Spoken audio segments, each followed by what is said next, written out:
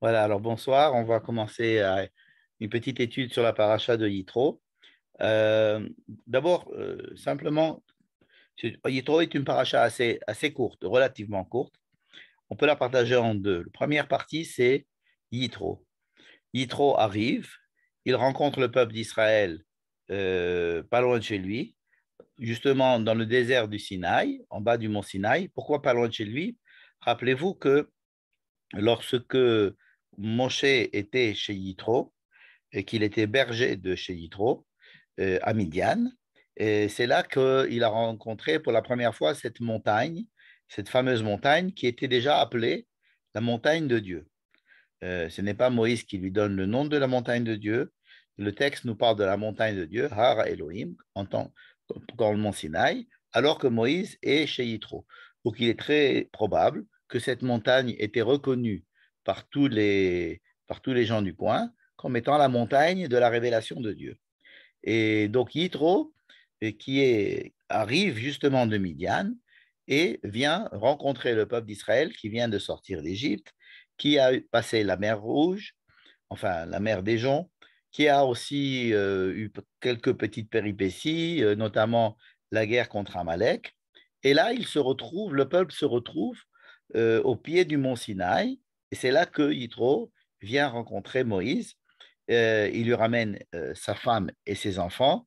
On suppose donc que la femme de Yitro, la femme pardon, de Moshe et les deux enfants de Moshe étaient restés chez Yitro pendant tout le temps de la sortie d'Égypte.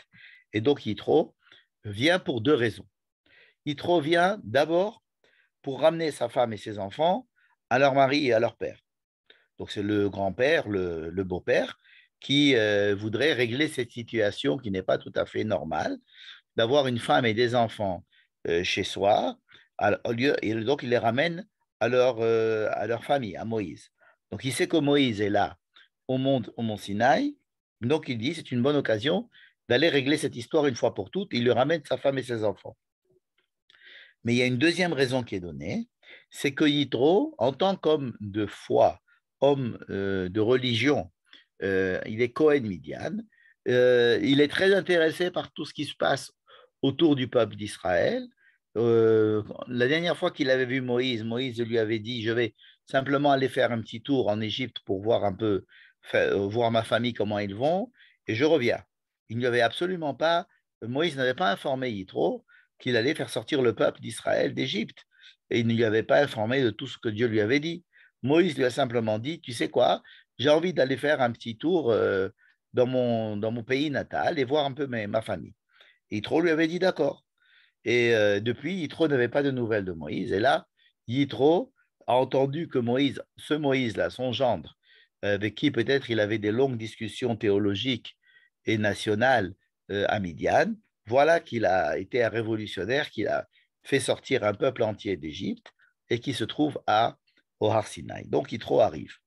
Yitro arrive pour deux raisons, comme on a dit. Une, disons, théologique, pour essayer de participer à ce grand événement historique qui secoue le monde, qui est la sortie d'Égypte.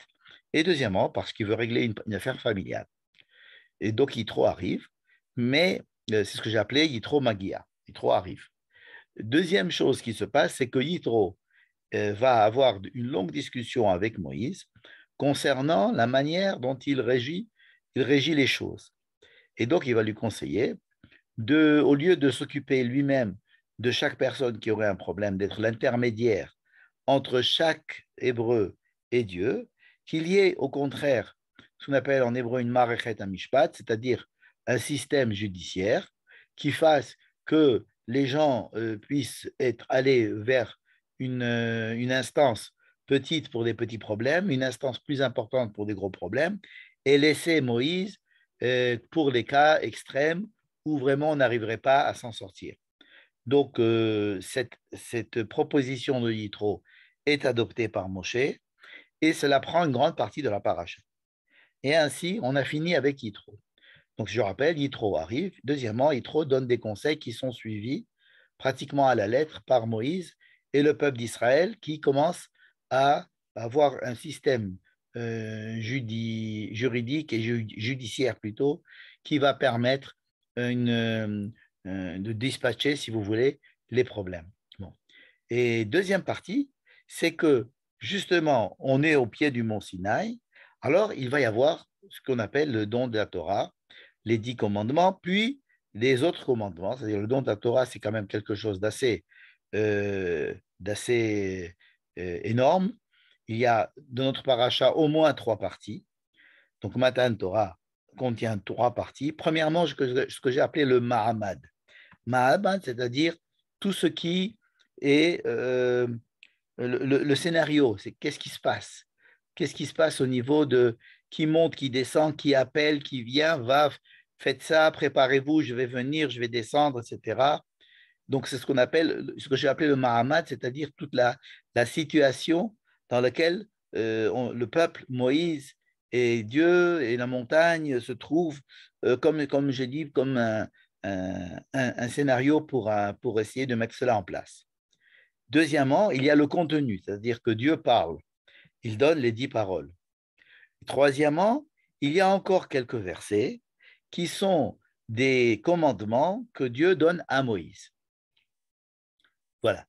Alors, cela pose énormément de questions. On ne va pas évidemment les soulever toutes. Je vais essayer simplement d'arriver à un point. J'espère qu'on arrivera à cerner ce point-là. Mais pour arriver à cerner ce point-là, nous allons essayer d'attaquer la paracha, si j'ose dire, de la prendre par plusieurs petits bouts pour arriver à un seul point. Le point, c'est de savoir quel est le but de toute cette histoire. Quel est le but, quelle est la raison, quelle est la cause et quelle est l'intention de créer une situation telle que Dieu se révèle sur le mont Sinaï et qu'il donne des 10 commandements. On est tellement habitué du fait que cela se soit passé et que cela se soit passé non seulement à un moment assez important puisqu'il s'agit de la sortie d'Égypte, mais que c'est le fondement même du judaïsme. Or, cela n'est pas forcément le cas. Jusqu'à maintenant, nous avons vu des patriarches qui ont eu des discussions, si on peut dire, avec Dieu, quelques petites recommandations, pas beaucoup. Ensuite, tout un peuple qui se forme en Égypte. Ensuite, la sortie du peuple d'Égypte. Mais on n'a jamais parlé de donner des lois, de faire quelque chose, une cérémonie où des lois vont être édictées, ou alors une cérémonie dans laquelle Dieu va se révéler. Il y a simplement une petite allusion lorsque Dieu parle à Moïse au buisson ardent. Il va lui dire, tu vas les faire sortir d'Égypte, tu vas demander à Pharaon de les faire sortir, et vous viendrez sur cette montagne me servir, faire une avoda. C'est assez vague, et même dans notre paracha, il n'y a pas de service, il n'y a pas de avoda, il n'y a pas de culte. Le peuple d'Israël ne fait rien pour essayer d'adorer son Dieu, de faire ce qu'on faisait à l'époque. On verra peut-être à la fin de la paracha suivante, à la fin de la paracha Mishpatim, qu'effectivement, il y a eu quelques sacrifices faits par Moïse et donc partagés par le peuple, mais dans notre paracha, il n'en est pas question encore. Donc, si vous voulez, c'est d'essayer de comprendre de quoi il s'agit dans cette histoire de révélation et dans le contenu de la révélation, le pourquoi et qu'est-ce que cette révélation, qu'est-ce que c'est que toutes ces 10 commandements et ces autres commandements qui vont être donnés après peuvent justifier leur présence et aussi nous expliquer en quoi est-ce que cela est important pour la suite des événements. Mais je répète, jusqu'à présent, on a fabriqué un peuple, on avait une identité juive, on avait un dirigeant, on avait un Dieu qui nous parlait, on n'avait presque pas besoin, si vous voulez, de Torah. Et ces 10 commandements et cette Torah, c'est-à-dire cette loi, ces commandements qui vont être édictés au Sinaï, nous arrivent, si vous voulez, un petit peu, nous surprennent. Enfin, ils devraient nous surprendre étant donné que nous n'avons aucune information qu'une préparation à ce sujet auparavant. Voilà. Donc, ça, c'est le point que je voudrais peut-être éclaircir. Alors, pour cela, je ne vais pas m'attarder sur Yitro.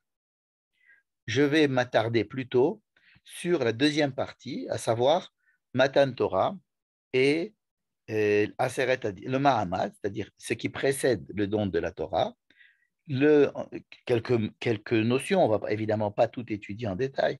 Ensuite, quelques idées à propos des 10 commandements. Et ensuite, les versets, les derniers versets de notre paracha, qui nous parlent de commandements supplémentaires aux 10 commandements que Dieu donne à Moïse. Je veux commencer d'abord par ce que j'ai appelé ici le Mahamad. Qu'est-ce que c'est que le Mahamad? C'est-à-dire ce qui se passe, le scénario des 10 commandements, le scénario de la sortie, pas de la sortie d'Égypte, mais du don de la Torah. Donc ça, je vais vous montrer ici au chapitre 17, le début de la paracha qui parle de Yitro, qui est arrivé. Ensuite, il y a le chapitre 18 qui montre la fabrication de tout le système juridique. Et nous arrivons au chapitre 19. Et on va le survoler. Bachodesh Hashelishi, Letzet Bene Israël Me'eretz Mitzrayim, au troisième mois après la sortie d'Égypte. Donc, ils sont sortis en Nissan, Iyar, et nous sommes en Sivan. Donc, 3 mois ne sont pas encore passés, mais presque. On est au premier jour du troisième mois. Bayom Azeh Baou Bidmar Sinaï. Donc, ils sont arrivés au mont Sinaï le premier Sivan à peu près. Donc, le premier jour du troisième mois. Vaïsraou Mirfidim. En fait, ils viennent d'un autre endroit qui s'appelle Refidim. Très intéressant. Pourquoi est-ce que le texte nous rappelle qu'ils arrivent d'un endroit qui s'appelait Refidim? Refidim, c'est un endroit que nous avons vu la semaine dernière, à la fin de la paracha de la semaine dernière, de Béchalar, et il s'est passé pas mal de choses à Refidim. Et nous allons voir en quoi est-ce que cela peut être intéressant pour répondre à notre question. Alors, ils nous disent, ils ont quitté Refidim, Vayavo Midbar Sinaï, ils sont arrivés dans le désert du Sinaï, Vayachanu Midbar, ils ont campé là-bas, en face de la montagne. Ensuite, Moïse monte vers Dieu. Ou Moshe Allah el Elohim. Ah. Comment est-ce que Moïse sait qu'il faut monter sur cette montagne? Il n'a encore pas reçu d'ordre. On sait que cette montagne, il la connaît bien. Encore une fois, il y était lors du buisson ardent, c'est la même montagne. Et il sait que c'est un rendez-vous que Dieu a pris avec le peuple déjà avant la sortie d'Égypte. Il sait que le peuple et Dieu doivent se rencontrer là. Donc Moïse monte vers Dieu. Et Vaikra Elav Hashem. Et Dieu l'appelle. Ça aurait été plus simple s'il y avait écrit Vaikra Hashem el Moshe, Vaya al Moshe. Dieu appelle Moïse et Moïse monte, mais là il y a écrit que Moïse est monté et Dieu l'a appelé. Bon, cela a à voir avec quelque chose que nous avons étudié les autres années, que nous réétudierons peut-être cette année, c'est que Moïse a beau monter pour rencontrer Dieu, tant que Dieu ne l'a pas appelé, il ne peut pas s'approcher. Voyons, et là, Dieu dit à Moïse, voilà, je t'ai fait venir ici, je vous ai fait venir ici, parce que j'ai un truc à vous dire. C'est quoi? Vous avez vu ce que j'ai fait à l'Égypte. Bon, je vous ai amené ici, et maintenant, si vous respectez ce que ma voix et mon alliance, hein, il n'est pas encore ici question de commandement. Il y a Imshamu Atishmehu Bekoli, si vous écoutez ma voix, donc il y a une voix de Dieu, il y a peut-être un chemin, il y a peut-être une manière d'être. Ushmartem et Beriti, et vous respecterez mon alliance. Beriti, l'alliance, ça on connaît. Il y a eu des alliances qui ont été faites avec Abraham, avec Isaac, avec Jacob. Il y a eu des alliances qui ont été faites aussi en Égypte, puisque le fait de renouer la relation avec Dieu et de renouer, si vous voulez, cette alliance, nous fait rentrer encore une fois dans cette alliance. Et là, il se peut qu'il y ait maintenant une cérémonie qui va sceller cette alliance. Vous serez alors un peuple assez particulier par rapport à tous les autres peuples, c'est-à-dire que à condition que vous suivez ma voie, vous serez donc un peuple particulier pour moi. Et sachez que que toute la terre m'appartient. Donc, si toute la terre m'appartient et que vous avez un rapport particulier avec moi, alors cela vaut le coup, puisque de toutes les façons, je suis celui qui dirige toute la terre. Donc, Segula Mikola Amim, Veatem, et ça c'est une phrase extrêmement importante, elle semble être le but de tout ce qu'on a vu jusqu'à présent. Veatem, Tiyuli Mamlechet Kohanim Vegoy Kadosh, vous serez pour moi une nation de prêtres, Vegoy Kadosh, un peuple saint, et les Adevarim Asher Tidaber El Bene Israël. Voilà, c'est ça que je voudrais que tu leur dises. Qu'est-ce que je voudrais que tu leur dises? Je voudrais que vous acceptiez d'être un peuple pour moi et un peuple pour les nations, c'est-à-dire un peuple de prêtres, c'est-à-dire un peuple qui jouera le rôle de prêtre par rapport aux autres familles de la terre. C'est-à-dire que comme il y a dans un peuple des prêtres qui sont des intermédiaires entre Dieu et le peuple, alors vous serez ces prêtres-là par rapport à tous les autres peuples de la terre. C'est-à-dire que le peuple d'Israël sera un peuple intermédiaire entre Dieu et tous les êtres humains. En quoi est-ce qu'ils vont être intermédiaires? C'est-à-dire qu'il va se passer quelque chose entre Dieu et ce peuple qui va avoir une influence, ça va se répercuter sur la manière dont les autres peuples vont percevoir Dieu et dont Dieu va pouvoir diriger les autres peuples. Voilà la proposition qui est faite par Dieu. Alors voilà, je vous ai fait amener ici. Voilà, donc Dieu a dit à Moïse, il lui annonce, voilà, vous devez être un peuple de prêtres pour moi et un peuple saint. Et voilà, c'est ça que tu vas leur dire. Donc le message est assez clair, il est assez succinct, il est concentré. Vayavo Moshe, bon, alors Moshe maintenant est porteur d'un message, excusez-moi. Moshe réunit les chefs du peuple et il leur explique, voici tout ce que Dieu m'a dit. Tout le peuple a entendu et tout le peuple a dit, Kol asher diber Adonai naase. On est prêt à faire tout cela. C'est-à-dire que le peuple acquiesce cette proposition. Donc, tout va très, très bien. Le peuple est d'accord pour être le peuple de Dieu. Vayashev Moshe et divrei ha'am el Hashem. Moïse remporte les paroles du peuple à Dieu. C'est tout. Excusez-moi. On a donc fini. C'est fini. Je vous ai amené ici. Moïse monte. Dieu lui dit, voilà, je veux que vous soyez mon peuple. Ils ont dit, le peuple, Moïse redescend. Il dit, vous êtes d'accord? Nous sommes d'accord. Ils remontent, ils sont d'accord, tout va bien.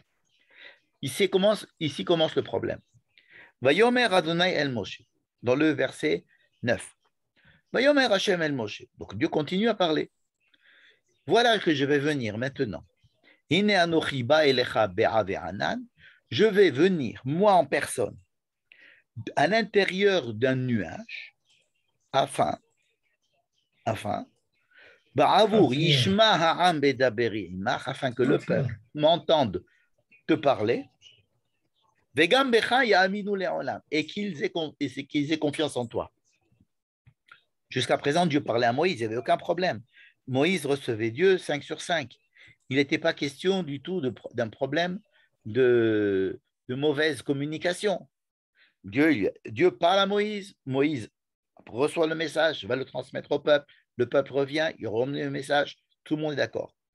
Pourquoi est-ce que Dieu décide de descendre sur la montagne sous forme, comme on va voir tout à l'heure, de feu et d'un nuage qui va entourer ce feu? Et alors le texte dit, je veux le faire parce que je veux que le peuple se rende compte que je te parle. C'est-à-dire qu'ils aient la preuve peut-être, afin qu'ils entendent cette discussion que j'ai avec toi. Et afin qu'ils sachent que je suis donc celui qui te parle et qu'ils aient confiance en toi et donc qu'ils sachent qu'effectivement je suis derrière cette histoire. Donc c'est une initiative de Dieu. Ma question est de savoir pourquoi, d'où vient cette initiative. Tout était bien jusqu'à présent, on n'avait aucun besoin de cela. Regardez, la suite est encore plus intéressante. Vayomer Hashem el Moshe, lech el ha'am, va au peuple et tu vas Quelle leur descendre. demander. Oui. Pardon, il y a quelqu'un qui rallume son micro de temps en temps. Je suis obligé de le Oui. Eliman. Si tu peux éteindre ton micro, ça m'arrangerait, merci. Et donc, il va leur dire, s'il vous plaît, itkadshu. Itkadshu, ça veut dire préparez-vous, sanctifiez-vous. Sanctifiez-vous. Qu'est-ce que ça veut dire quoi, sanctifiez-vous? Ça veut dire séparez-vous. Séparez-vous, ça veut dire essayez de vous préparer. On va voir en quoi ça consiste. Alors, il faut se laver, il faut que les hommes et les femmes se séparent les uns des autres. Pendant 3 jours, vous devez vous être séparés les uns des autres, séparés les uns des autres à l'intérieur. Chacun doit se laver, chacun doit se préparer. Il faut être... Et aussi, surtout, ne vous approchez pas de la montagne. Et, s'il te plaît, tu vas leur demander surtout pas de ne pas approcher la montagne. Celui qui s'approchera de la montagne sera mis à mort. Bon. Je vais revenir sur ce dernier point. J'ai posé une question, à savoir pourquoi Dieu a décidé de descendre sur la montagne, parler à Moïse, et ensuite, Élie, s'il te plaît, est-ce que tu peux fermer ton micro? Je n'arrive pas à le fermer définitivement moi-même. Merci beaucoup, Élie. Voilà. Et la proposition que je vais vous faire va nous amener à revenir un petit peu en arrière vers la paracha de la semaine dernière. Je vous avais promis que l'histoire de Réphidim allait nous intéresser. De quoi il s'agit? Je vais faire ça très, très succinctement. À la fin de la paracha de Béchalar, le peuple arrive à un endroit qui s'appelle Réphidim, mais ils ont un problème, ils n'ont pas d'eau. Alors ils crient, ils disent on veut de l'eau. Alors Dieu dit à Moïse, pas de problème, prends ton bâton et viens sur la montagne, tu vas frapper le rocher et il va sortir de l'eau. Histoire bien connue. Je vous ai fait un petit dessin.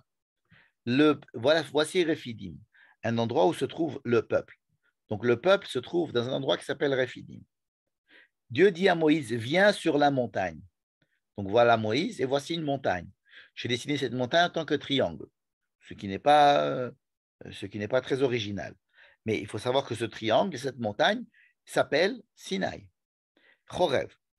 C'est-à-dire que ce n'est pas la première fois que nous avons à voir avec cette histoire de Sinaï. La fin de la paracha de la semaine dernière, déjà, nous disait que Moïse est monté sur la montagne de Sinaï et qu'il a pris avec lui quelques représentants du peuple, ce que j'appelais ici les Ékénim. Ils sont allés sur la montagne et c'est là que Moïse a pris son bâton et a tapé le rocher sur le mont Sinaï. Du mont Sinaï a jailli de l'eau, ce qui a créé un grand fleuve, un nahar. La Torah va appeler ça un nahar. Un nahar, c'est un fleuve. Et donc ce fleuve va s'écouler du mont Sinaï et va arriver jusqu'à Réphidim, l'endroit où le peuple résidait. C'est ce que nous avons lu la semaine dernière. N'est-ce pas? J'ai aussi quelque chose à rajouter, c'est que juste après cette histoire, Amalek, un peuple qui est de la région lui aussi, va venir combattre Israël. Bon. Et alors, il va falloir faire une guerre contre Amalek, et la guerre va être partiellement gagnée. En tous les cas, Amalek va repartir. Pourquoi est-ce que j'ai fait un dessin? Pourquoi est-ce que j'ai fait un dessin? Parce qu'il me semble que c'est un dessin qui se reproduit au mont Sinaï. Regardez ce que Dieu demande à Moïse de faire, c'est qu'on est toujours à la montagne. Cette fois-ci, le peuple n'est plus à Réphidim. Le peuple est arrivé au pied du mont Sinaï. Il y a toujours Moïse, il y a toujours des représentants du peuple. Alors j'ai écrit les Ékénim, mais dans d'autres endroits, il y a écrit que ce sont les Kohanim. Il y a un groupe de gens qui sont une élite, si vous voulez, des gens élus du peuple, Aaron, les enfants d'Aaron, des sages, ça dépend des versions. Et donc, nous retrouvons ces trois groupes. Moïse au sommet, les Ékénim un peu plus bas, qui ne participent pas exactement à ce que fait Moshe, mais sont quand même assez témoins, et le peuple qui est en bas, qui va lui profiter de l'eau ou profiter de la parole. Nous avons donc ici le même schéma qui est en train de se reproduire, où tout à l'heure nous avions le peuple qui demandait de l'eau et on lui a envoyé de l'eau. Et là maintenant, le peuple a demandé autre chose. Il n'a pas demandé que de l'eau. Le peuple a aussi demandé, est-ce que Dieu est parmi nous? C'est-à-dire qu'il y a un problème d'eau, il y a un problème théologique, problème de foi, un problème de savoir qu'est-ce que c'est que cette histoire. On veut sentir Dieu parmi nous. Il y a trop de choses qui se passent entre Dieu, Moïse, etc. Et Hayesh Hashem Bekirbenu. Je relis la phrase de la semaine dernière. La semaine dernière, je vous ai dit, il y avait un problème d'eau. C'est vrai. Hein? Mais il y avait aussi un autre problème, c'est le problème théologique, c'est-à-dire qu'ils ont commencé à dire, et toi, Moïse, qui tu es, pourquoi tu nous as fait sortir d'Égypte? Et ils ont surtout dit la phrase, Hayesh, Hayesh Adonai Bekerbenu im Ain. Est-ce que Dieu est parmi nous ou pas du tout? C'est-à-dire que cette histoire d'eau était liée à une histoire de foi. Et il est très possible que cette histoire d'eau liée à l'histoire de foi soit la raison, la cause, le point, le déclic de tout ce qui va se passer dans notre paracha. À savoir que dans notre paracha, Dieu va essayer de répondre. Alors, il a répondu, si vous voulez, avec de l'eau dans la paracha précédente, mais dans les mêmes endroits, sur le même mode, avec une montagne, avec trois groupes de personnes, avec le peuple autour. Il va envoyer une parole qui est censée répondre à la question: qui est Moïse? Qui es-tu, Moïse? Est-ce que c'est bien, qu'on te suive? Et qui est Dieu? Est-ce que Dieu est parmi nous, oui ou non? C'est intéressant cette histoire. On voit dans une histoire de la semaine dernière, donc, qu'il y a une demande d'eau, mais qui est couplée avec une demande de foi, et Dieu répond à la fois au manque d'eau et il va répondre à la demande de foi, c'est-à-dire que la révélation qui se passe dans notre paracha, en fait, c'est la deuxième partie de cette réponse de Dieu par rapport à la demande du peuple. C'est intéressant d'autant plus que nous avons, dans la semaine dernière, la paracha de la semaine dernière, eu un épisode très semblable, juste après la traversée de la mer. Je vais le dire succinctement parce que il s'agit de la paracha de la semaine dernière et pas la paracha de notre semaine à nous. Mais rappelez-vous, juste après la Shirat Hayam, ils arrivent dans un endroit où il y a de l'eau, mais l'eau est amère. On appelle ça Mara. Bon. Et alors, Dieu fait deux choses. Dieu dit à Moïse, tiens, voici un bâton. Tu vas mettre ce bâton dans cette eau amère. L'eau va devenir potable. Et en même temps, alors ça c'est en bleu, j'écris ce texte en bleu. Hein. Donc, Vayorehu Adonai Aetz, Dieu lui indique un arbre ou du bois, et ce bois ou cet arbre va créer les conditions pour que l'eau amère devienne de l'eau potable. Bon. Et juste après, on nous dit que Dieu a donné des lois au peuple d'Israël, on ne nous dit pas quelles lois. Chok ou Mishpat, Vesham Nisaou. Et il lui a dit, et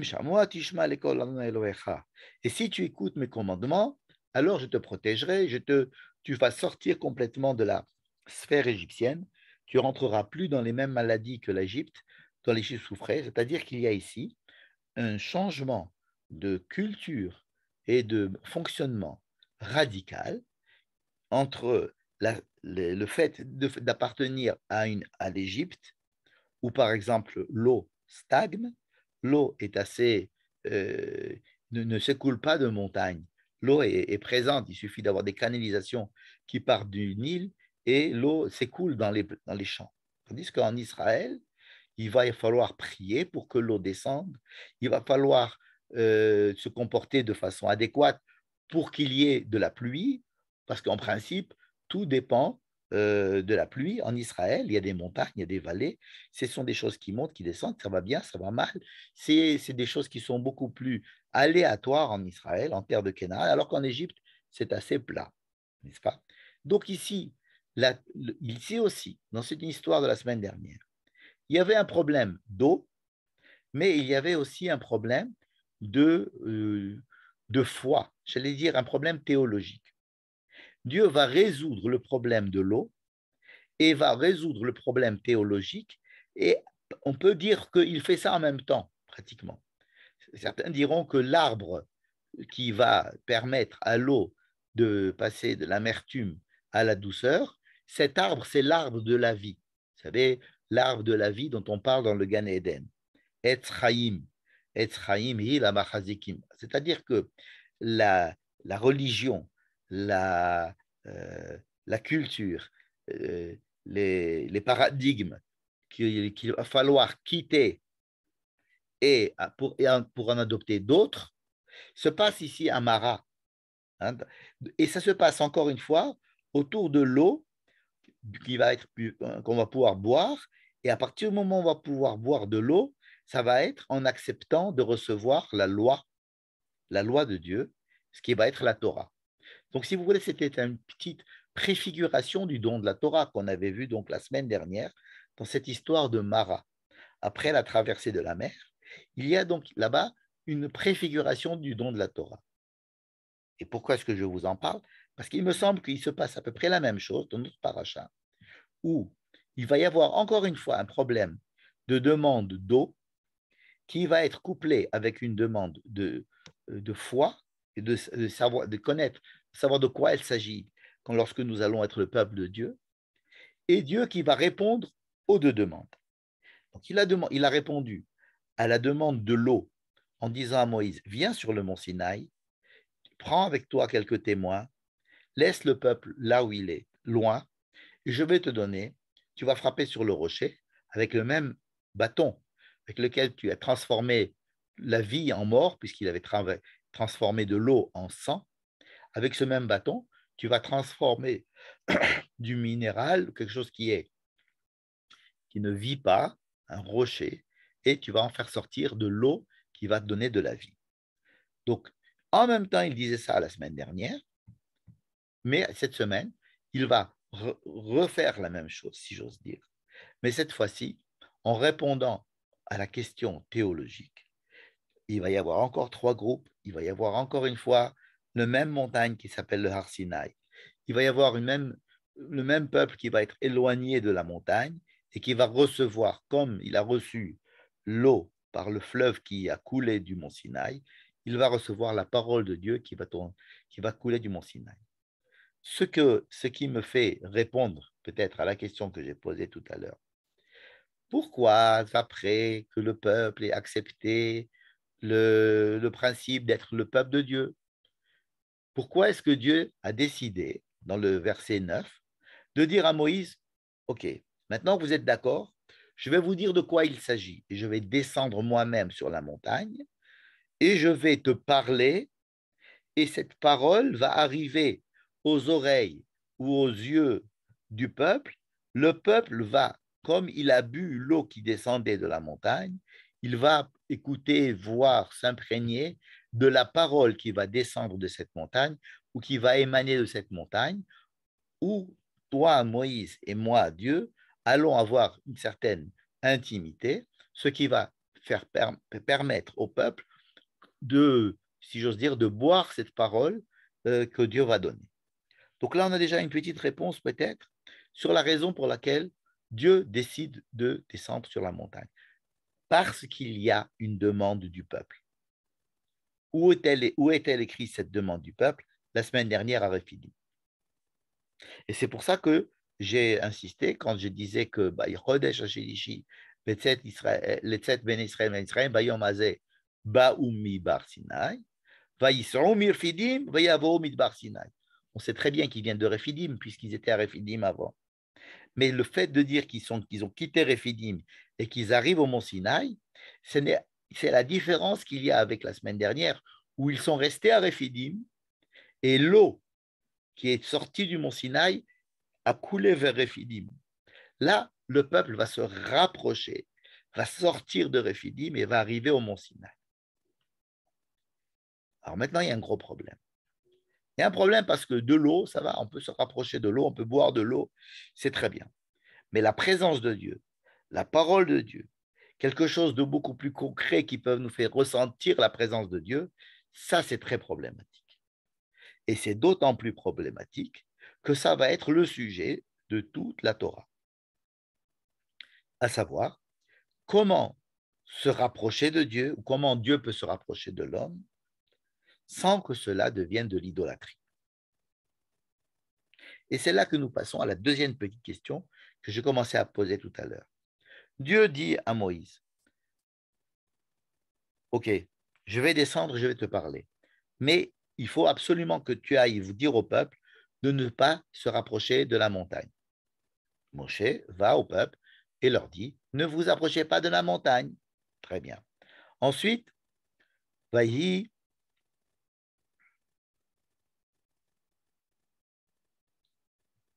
le troisième jour, donc ils se sont bien préparés, ils se sont bien séparés de la montagne, ils ont bien compris l'histoire qu'il fallait surtout pas s'approcher de la montagne, c'était mortel si on se rapproche de la montagne. Bon. Et d'ailleurs, ça correspond très très bien à leurs impressions, ils ont tous très très peur, ils s'éloignent de tout, ils entendent ce qu'ils voient et ce qu'ils entendent, les effraie complètement, et ils ont très très peur. En fait, ils sont très charedim, ils sont très très effrayés. Vayecherad kol ha'am et vayecherad kol ha'ar. C'est-à-dire qu'il n'y a pas que qui ont peur, mais aussi pratiquement la montagne elle-même tremble. Il y a le chauffard qui sonne, il y a beaucoup de choses qui font que le peuple s'éloigne de la montagne. Vayered Adonai al har Sinaï. Voici que Dieu descend sur le mont Sinaï.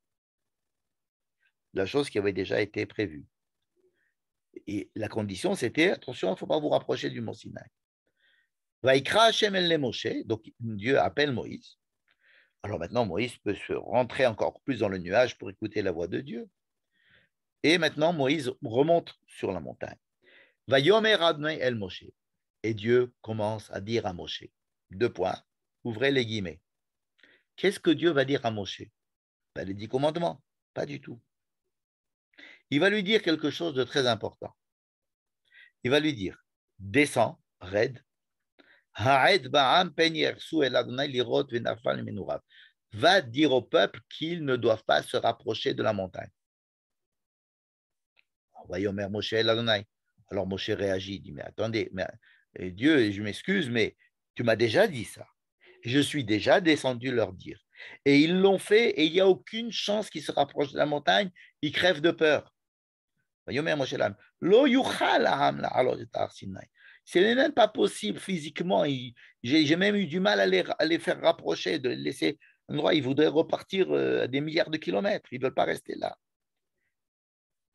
Dis, mais tu me demandes quelque chose que tu m'as déjà demandé, que j'ai déjà fait. Et en plus du fait que le peuple a déjà respecté cette loi-là de s'écarter du mont Sinaï, de ne pas se rapprocher, il se trouve qu'ils ont très peur en plus. Donc, un, tu as donné le commandement. Deux, j'ai transmis le commandement. Trois, ils l'ont reçu. Et quatre, de toutes les façons, il n'en est pas question qu'ils se rapprochent de la montagne. Alors, donc Moïse est en train de se dire à Dieu, mais attends, mais tu radotes, excusez-moi l'expression. Tu m'as déjà dit ça. Dieu répond. Vayomer elav Adonai. Dieu lui répond. Lech, red, va, descends. Et tu remonteras peut-être avec Aaron et les Kohanim. Beharam, et surtout le peuple, ils ne doivent pas se rapprocher de la montagne. Aliersu la halot el Adonai, penifros bam. Ils vont mourir. Alors ça fait déjà quand même pas mal de fois que Dieu dit la même chose, comme si c'était la chose qu'il avait à dire. Bon, Moïse, en tant que bon serviteur, va yered Moshe el ha'am. Donc Moshe descend, encore une fois, de la montagne, et va dire au peuple, qu'est-ce qu'il va leur dire? Il va leur dire ce qu'on vient de lui dire. Ne vous approchez pas, s'il vous plaît, de la montagne, n'est-ce pas? Mais dans cette... Donc, le texte est là. Vayered Moshe Elam, Vayomer Alehem. Et ici, je laissais un grand vide, mais ce n'est pas du tout parce qu'il en existe dans la Torah, c'est juste après. Vaidaber Elohim et kol hadevarim haele lemor.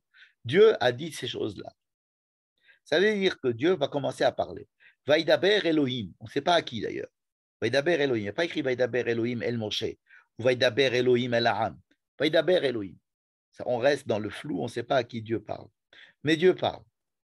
Anochi Adonai Elohecha asher hotzeticha me'eretz Mitzrayim bet avadim. Il commence les 10 commandements. Quand est-ce que Dieu parle? Il parle lorsqu'il a dit à Moïse, descends. Il dit, mais ça, je leur ai dit, descends, je te dis, va leur dire de ne pas se rapprocher. Mais je leur ai déjà dit qu'il ne fallait pas se rapprocher. Redescends et dis-leur qu'ils ne doivent pas se rapprocher. Et Moïse redescend. Et pendant que Moïse redescend, le texte nous dit qu'il commence à faire les 10 commandements. C'est surprenant. C'est surprenant. Pourquoi est-ce que les 10 commandements apparaissent comme ça pendant que Moïse est en train de descendre pour rappeler au peuple une énième fois qu'il ne faut surtout pas se rapprocher de la montagne? C'est-à-dire que s'il y a une parole de Dieu, s'il y a une révélation, elle doit être d'abord et surtout accompagnée d'un éloignement. Et ce n'est que dans l'ordre de l'éloignement et dans la réalisation de cet éloignement du peuple envers la montagne, de Moïse avec Dieu, cet éloignement, vas-y, descends, il ne faut pas qu'il se rapproche, il faut qu'il s'éloigne, vas-y, éloigne-les, redescends, va leur dire. C'est de ce moment-là où on est occupé à la séparation du peuple et de la montagne, à la séparation de Moïse pratiquement et du sommet de la montagne. On demande à Moïse de retourner à chaque fois au peuple et d'éloigner le peuple. C'est dans cet éloignement que les 10 commandements, les 10 paroles sont dites. C'est-à-dire que ce qui est encore plus important que les 10 paroles, c'est-à-dire la révélation, Dieu parle, la parole de Dieu est donnée et on peut peut-être la percevoir. Encore plus important que cela, c'est la séparation. Alors, on a toujours expliqué ce que voulait dire cette histoire de Kedusha ou de Hagbala. Je le résume en quelques phrases. 2 entités dont on veut qu'ils aient un rapport intéressant, un rapport porteur de sens, un rapport de rapprochement, de volonté de se rapprocher, probablement de désir l'un vers l'autre.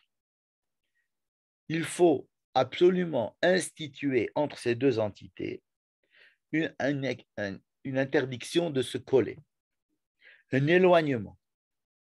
Alors pourquoi s'éloigner? Pour pouvoir garder un désir l'un envers l'autre peut-être, garder un espace dans lequel chacun peut continuer à exister sans être collé à l'autre, mais dans cet éloignement peut naître le désir et le rapport et le sens qu'il y a entre ces 2 choses. C'est ce que l'on appelle la kedusha. Kedusha, c'est-à-dire la distance mise entre 2 éléments qui va permettre, cette distance va permettre une relation qui va être une relation qui va se développer, une relation d'attirance, une relation de désir, une relation où chacun prend l'autre, honorifie l'autre, honore l'autre, chacun respecte l'autre.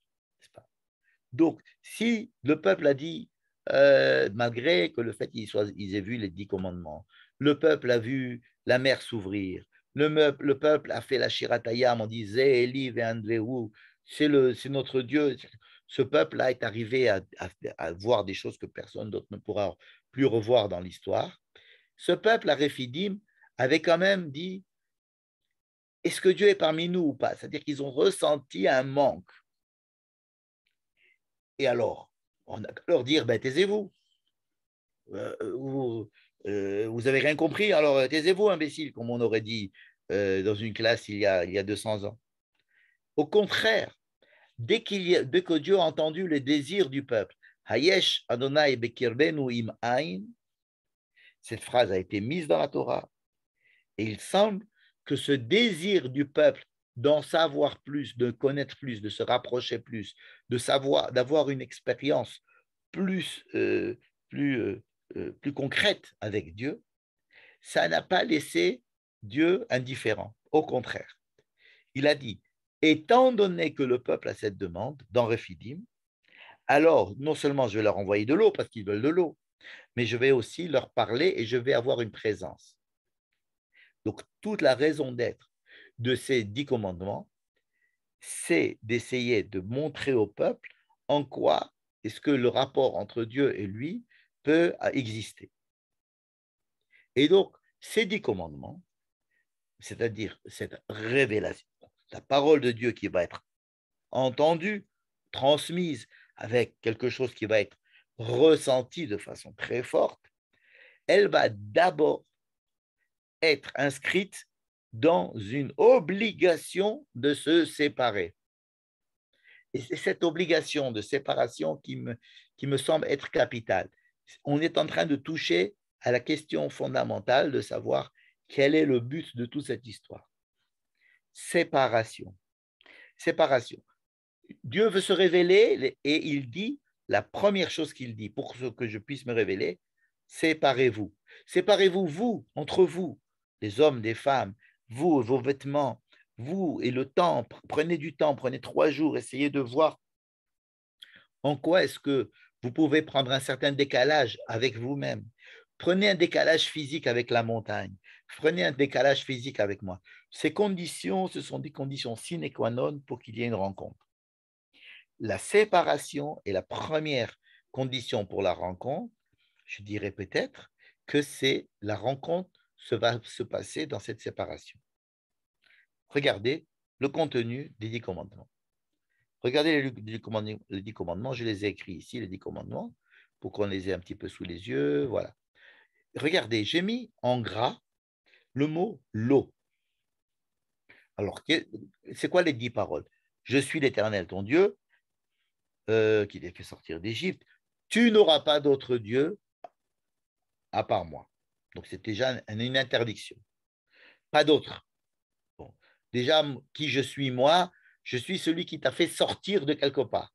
C'est-à-dire celui qui t'a aidé à sortir, à te désengager, à te désengrammer de l'habitude d'être assujetti à une habitude, à un pouvoir humain, etc. Je t'ai aidé à sortir de là. Sortir, c'est un verbe positif, mais cela veut dire ne pas être en Égypte. Il n'y a pas encore écrit « Je suis l'Éternel de Dieu qui t'ai fait rentrer en terre de Canaan ». Ils n'y sont pas arrivés encore. Dieu est celui qui m'a fait sortir d'Égypte parce que Dieu est celui qui m'interdit que je sois en Égypte. Et ensuite, il m'interdit d'avoir d'autres dieux. Ensuite, il m'interdit de te créer une représentation de ce que je saurais. Ensuite, tu ne dois pas te prosterner. C'est-à-dire, tu ne dois pas te prosterner même à des représentations de Dieu. Si, par exemple, j'ai du mal à concevoir ce Dieu qui m'interdit tout et qui est transcendant, la transcendance ultime, c'est-à-dire à chaque fois que je veux savoir de quoi il s'agit, paf, il m'échappe. Et quand il va descendre sur la montagne enfin et qu'il va dire quelque chose, c'est partez. Et toi, Moïse, va-t'en. C'est-à-dire, c'est ce Dieu-là qui est insaisissable.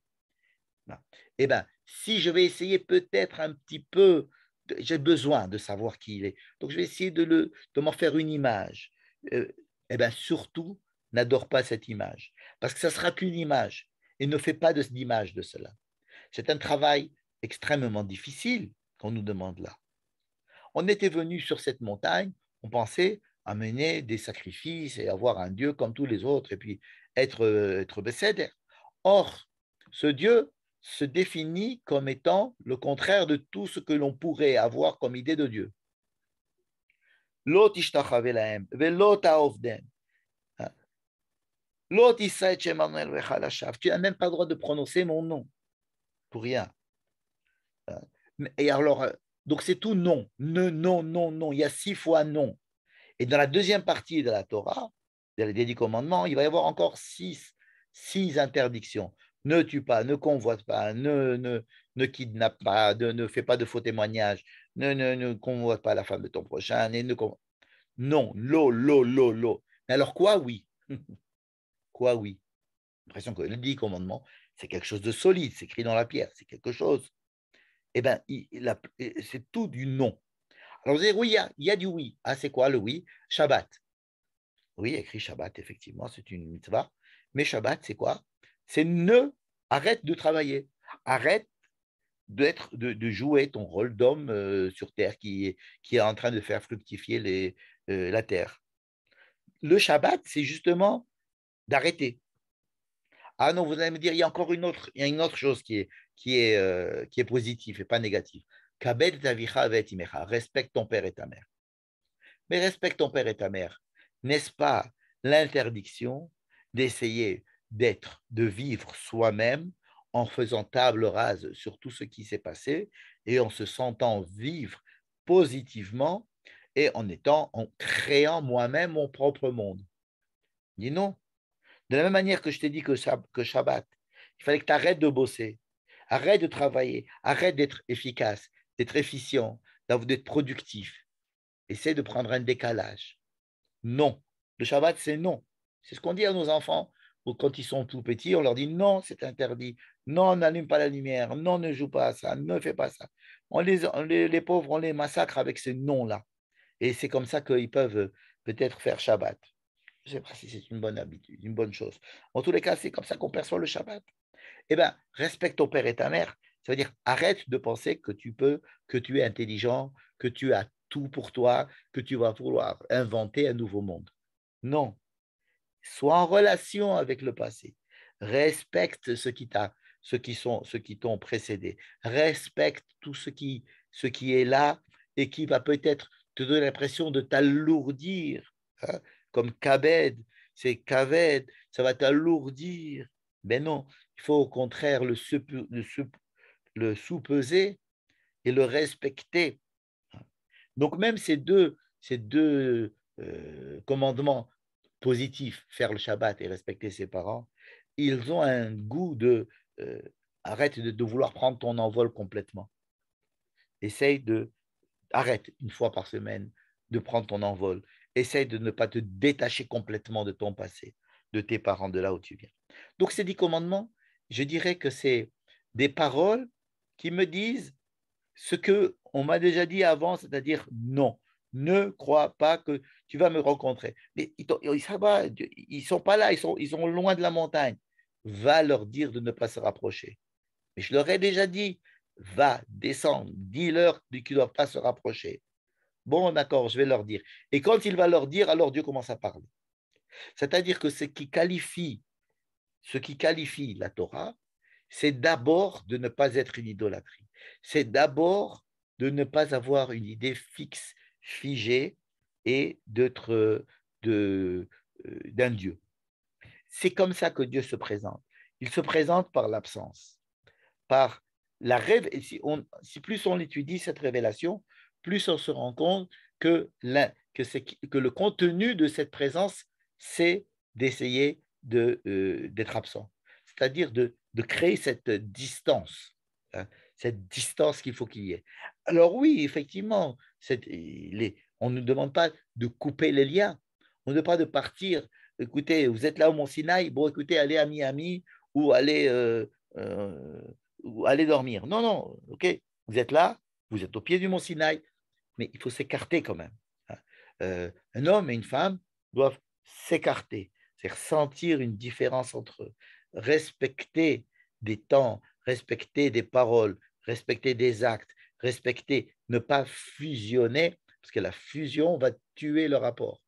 De la même manière, ici, il est très important de faire ce qu'on appelle kiddushin, c'est-à-dire de mettre de la kedusha, justement dans ce premier rapport qu'il y a avec Dieu. Si déjà vous avez envie de savoir Haïm Hashem Bekirbenu Im Haïm, alors sachez que d'abord, il faut comprendre ce que ça veut dire, qu'il n'est pas Bekirbi, qu'il n'est pas dans ma poche, le bon Dieu, hein, qu'il est en face et qu'il faut s'en séparer.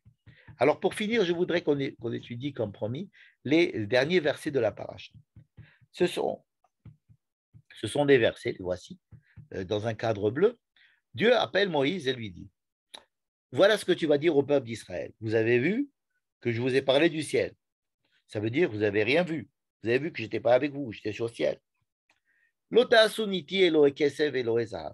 Ne faites pas d'idole, ne me transformez pas en idole, si j'allais dire. Ça, on l'avait eu dans les 10 commandements. Misbach Adamata Aseli. Ah, voilà une règle positive. Voici que ce Dieu va me dire enfin comment est-ce que je vais pouvoir faire un certain culte, une religion. Voilà. Misbach Adamata Aseli. Dieu nous dit, si tu veux faire un jour une offrande, eh ben, tu feras un hôtel, tu construiras un hôtel en terre. Construis-moi un hôtel en terre. Misbach Adamata Aseli. Et alors tu pourras alors là-bas, tu pourras me faire tes offrandes. Mais la phrase est très claire. C'est si vraiment tu as envie de me faire des offrandes, parce que les offrandes, ce n'est pas un truc nouveau. Tout le monde a fait des offrandes. Noé, le premier, a fait des offrandes, les Égyptiens faisaient, tout le monde faisait, tous les peuples, on le sait aujourd'hui, tous les peuples faisaient des sacrifices. Ah, il y avait des sacrifices humains, il y avait des sacrifices de bêtes, des animaux, etc. Si vraiment, vraiment, vraiment, vraiment, tu as envie de faire un sacrifice, alors fais-moi un truc simple. L'autel, fais un truc en terre, s'il te plaît. Hein. Maintenant, si tu as vraiment, vraiment envie de me faire un autel en pierre, bon, il faut que ce ne soit pas des pierres taillées. Je ne veux pas que ce soit le produit d'une réalisation architecturale. Je veux que ce soit des pierres. Prends une pierre, mais une pierre naturelle, comme ça, une pierre qui n'a pas été taillée, une pierre brute. Alors, attendez, Dieu, tu veux que je te fasse un autel en pierre ou un autel en terre? Ce que tu veux. Ouais. Il y a une très belle phrase dans Jérémie qui lui dit, je ne vous ai jamais demandé de me fabriquer des autels en sortant d'Égypte. Hein? Comment ça se fait? Oui, je ne vous ai jamais, moi, demandé en sortant d'Égypte de me fabriquer des autels. Des hôtels, ça veut dire A-U-T-E-L, T-E-L, c'est-à-dire un endroit pour faire des. Moi, je ne vous ai jamais demandé des sacrifices. C'est simplement si vous en avez tellement envie que vous pouvez. Bon, écoutez, que ce soit le plus simple. C'est comme des gens qui vous disent, moi, je ne veux pas de cadeau à mon anniversaire. Enfin, alors, écoute, vraiment, je ne veux pas de cadeau. Non, mais écoute, moi, j'ai l'habitude, je suis obligé de faire des cadeaux. Bon, écoute, un truc simple, parce que une fleur, une rose, quelque chose de simple, simplement pour exprimer quelque chose de naturel, mais je ne veux pas. Voilà, Dieu dit, je veux. Alors, quand on va commencer à parler du culte Dieu, euh, non, pas de sacrifice. Si vous voulez, mais alors quelque chose de très simple. Et là où tu vous désireras, et j'entendrai mon nom, je viendrai te bénir. Quelque chose de très simple, qui n'est pas lié à un endroit, qui n'est pas lié à un culte, qui n'est pas lié à certaines choses. Je veux les choses les plus simples. Voilà comment finit notre paracha avec le début de lois de culte qui sont des anticultes. Alors, vous allez me dire tout de suite, sans ouvrir vos micros, j'entends votre réponse, qui va dire, mais attendez, mais tout le livre de Vaïkra, ce sont des sacrifices. Et tout le livre de Devarim, notamment la paracha de Ré, c'est la concentration du culte dans un seul endroit que je vous indiquerai, etc. Donc, pourquoi ça ne dépend pas de l'endroit et ça ne dépend pas c'est simplement votre intention et si vraiment vous le voulez, alors il me semble que ces versets-là, ils sont en contradiction, vous avez raison, avec tout le livre de Vaïkra. Ils sont en contradiction avec le livre de Parim, avec la paracha de Ré, c'est vrai. Et c'est une contradiction qu'il faut reconnaître. Il faut reconnaître cette contradiction. Et si il y a moyen de résoudre cette contradiction, c'est de se dire que ce texte-là, ces quelques versets, sont les plus importants. Et que les autres, ils ont été rendus obligatoires à cause de certaines choses qui n'étaient pas souhaitables. Peut-être à cause du veau d'or, peut-être à cause de l'idolâtrie ambiante, parce qu'ils ne savaient pas comment faire, parce qu'ils ont trop demandé. Mais l'essentiel, à mon avis, la véritable intention est écrite ici. Je ne veux pas. C'est une religion anti-religieuse. Voilà. Le judaïsme, c'est une religion anti-religieuse. Je suis le Dieu que tu ne pourras jamais rencontrer. La rencontre que tu fais avec moi est une rencontre où il faut se séparer, il faut que tu ne t'approches pas. Et si je dois me parler à quelqu'un qui est Moïse, alors ce sera dans le brouillard, dans un grand brouillard. Et lorsque je l'aurai appelé simplement. Voilà, ça c'est le point, à mon avis, qui me marque le plus dans cette histoire des 10 commandements. C'est la définition même de l'anti-religion, la définition de l'anti-idolâtrie. Et toute religion peut devenir idolâtrie, même la Torah, évidemment. Et surtout la Torah. Dieu peut devenir source d'idolâtrie. Dieu lui-même. Le moment où il se révèle au mont Sinaï est la source de l'idolâtrie. Donc tout de suite, avant et toute chose, c'est dire, barrez-vous, je ne suis pas là. Et c'est quand vous êtes en train de vous occuper de partir qu'il dit ce qu'il a à dire. Parce qu'il y a deux mouvements. Parce que si Dieu n'existe pas du tout, et s'il ne faut pas avoir du tout d'idée de Dieu, alors dans ce cas-là, on est aussi perdu. Donc on est obligé d'avoir certaines révélations. Mais tout de suite, depuis le début de la révélation et comme condition sine qua non, et pratiquement comme contenu même de la révélation, il y a cette interdiction de penser qu'il y a eu une révélation. C'est-à-dire qu'il y a tout de suite une séparation. Donc, il me semble qu'on peut répondre maintenant aux questions que j'ai posées en disant, le but de toute cette histoire, c'est Dieu est obligé par le fait qu'il y a un désir du peuple qui a été exprimé déjà la semaine dernière, à la fin de la paracha dans la Arefidim, qui disait Ha'im yesh Hashem bekirbenu im ain. Et où est-ce qu'elle est cette phrase? Voilà. Hayesh Hashem bekirbenu im ain.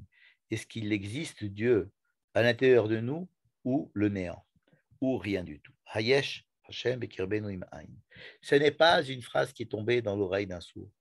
C'est une demande, c'est un désir.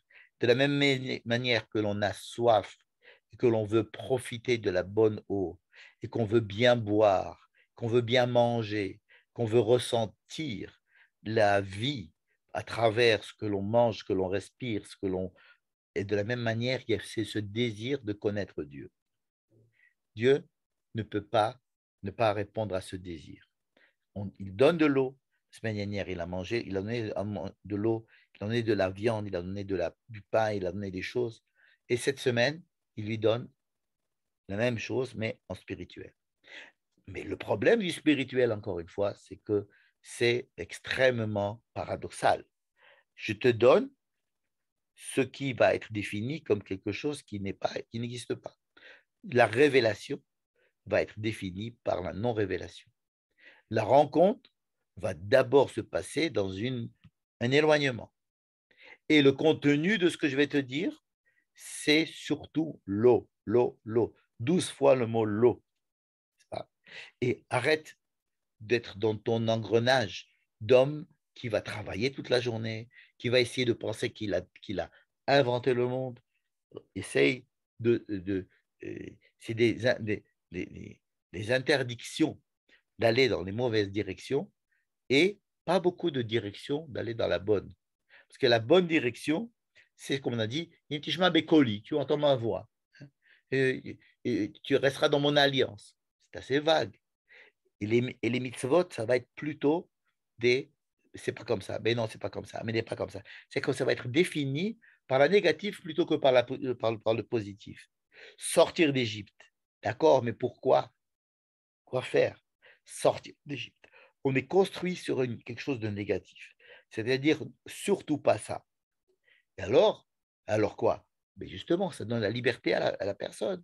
Si à partir du moment où je vais te montrer les endroits où il ne faut pas aller, tu vas être porté vers ce qui est la vie.